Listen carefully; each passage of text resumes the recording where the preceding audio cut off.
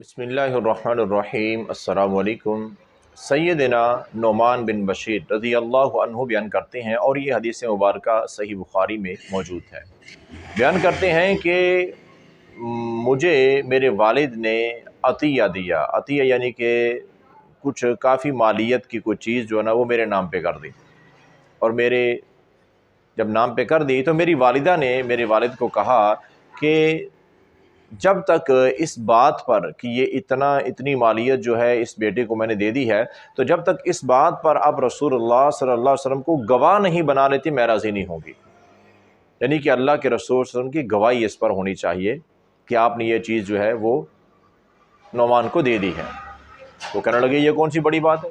تو کہتے ہیں کہ میرے والد جو ہے وہ حضرت نبی رحمت صلی اللہ علیہ وسلم کی خدمت میں حاضر ہوئے، تو آپ نے جا کے عرض کی، پورا معاملہ بتایا، تو آپ نے فوراً پوچھا، فرمایا کہ بشیر کیا تم نے اپنی باقی جو اولاد ہے ان سب کو بھی اتنی مالیت کی چیزیں دی ہیں، ایسے عطیہ ان کو بھی دی ہے؟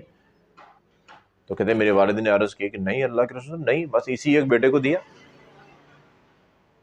دیکھو ابھی نبی کائنات صلی اللہ علیہ وسلم نے یہ نہیں کیا کہ انہوں نے کہا کہ میں باپ اپنے بیٹے کو دے رہا ہوں تو آپ گواہ ہیں، تو آپ نے کہا ٹھیک ہے میں گواہی دیتا ہوں کہ ٹھیک ہے تم نے دے دی ہے، میں اس پر گواہ، لیکن آپ نے فوراً پوچھا، آپ نے تحقیق کی۔ تو اس لیے میرے بھائیو ہمیں بھی چاہیے کہ جب کوئی معاملہ ہمارے پاس آئے اور ہم نے کسی پر گواہی دینی ہو تو خاص کر کے اس معاملے کی پوری طرح تحقیق جو ہے وہ کر لینی چاہیے۔ تو آپ نے کیا پوچھا کہ آپ نے پوچھا کہ بشیر کیا تم نے اپنی باقی اولاد کو بھی اس طرح کی عطیہ تحفے دیے،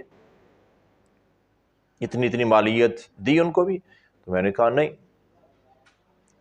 تو آپ نے فرمایا کہ بشیر دیکھو اللہ سے ڈرو اور اپنی اولاد کے درمیان انصاف کرو، اور یاد رکھو میں اس ظلم پر کبھی بھی گواہ نہیں بنوں گا۔ یعنی کہ یہ ظلم ہے ایک بیٹے کو یا ایک بیٹی کو نوازتے جانا اور دوسریوں کو محروم کر دینا۔ اس کو تو بڑا خیال کیا جا رہا ہے ایک کا، اور باقیوں کو محروم رکھا ہوا ہے ان چیزوں سے۔ تو یہ ناانصافی ہے، اور اتنی بڑی ناانصافی ہے کہ پیارے آقا فرماتے ہیں کہ یہ ظلم ہے اور میں کبھی ظلم پر گواہ نہیں بنوں گا۔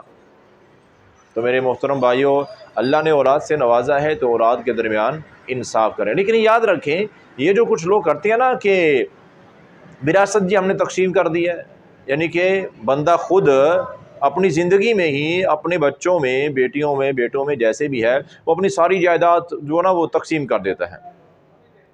جی میں نے اپنی زندگی میں بھائی وراثت زندگی میں ہوتی نہیں ہے، مرنا پڑے گا پہلے۔ جو بندہ فوت ہوتا ہے نا، وارث جب فوت ہو جائے تو اس کی جو جائیداد ہے وہ وراثت کہلاتی ہے۔ تو جب بندہ فوت ہی نہیں ہوا تو وراثت کیسی ہے؟ تو شرعی قانونوں اور اصولوں کے خلاف ہے، اور اس کے نقصانات بھی ہیں۔ کتنے ایسے بزرگوں کو میں خود ذاتی طور پر جانتا ہوں جنہوں نے اپنی زندگی میں اپنی اولاد میں ساری جائیداد تقسیم کر دی ہے، اور پھر ان بزرگوں کا بڑھاپا جو ہے انتہائی اذیت ناک گزرا ہے، اولاد نے ان کی پرواہ ہی نہیں کی ہے۔ تو یہ اللہ تعالیٰ کے جو قانون ہیں، اصول ہیں، ان کے ساتھ چھیڑ چھاڑ کریں گے تو پھر اس کا نقصانات تو سامنے آئیں گے نا پھر۔ تو اس لیے شریعت کے تابع رہیں، اسی میں ہی بھلائی ہے۔ زندگی میں اگر اپنی جائیداد میں سے کچھ سارا نہیں تقسیم کر نہیں سکتے ہیں، وہ تو وراثت بعد میں تقسیم ہوگی۔ اگر کچھ اپنی اولاد کو دینا چاہتے ہیں تو پیارے آقا کا فرمان کیا ہے صلی اللہ علیہ وسلم کہ اپنی ساری اولاد، بیٹے بیٹیاں جتنے بھی ہیں سب میں برابر، سبھی کو برابر۔ اس لیے آپ نے کہا کہ بشیر تم صرف نعمان کو دے رہے ہو، باقی اولاد کو نہیں دیا ہے، تو یہ ظلم ہے، اللہ سے ڈر جاؤ، اور میں ایسے ظلم پر گواہ نہیں بنوں گا۔ اپنی اولاد کے درمیان انصاف کرو، یا تو سبھی کو دو یا کسی کو بھی نہ دو۔ تو اس لیے میرے محترم بھائیو اللہ سے دعا ہے اللہ تعالی ہمیں ان مسائل کو سمجھ کر عمل کرنے کی توفیق عطا فرمائے۔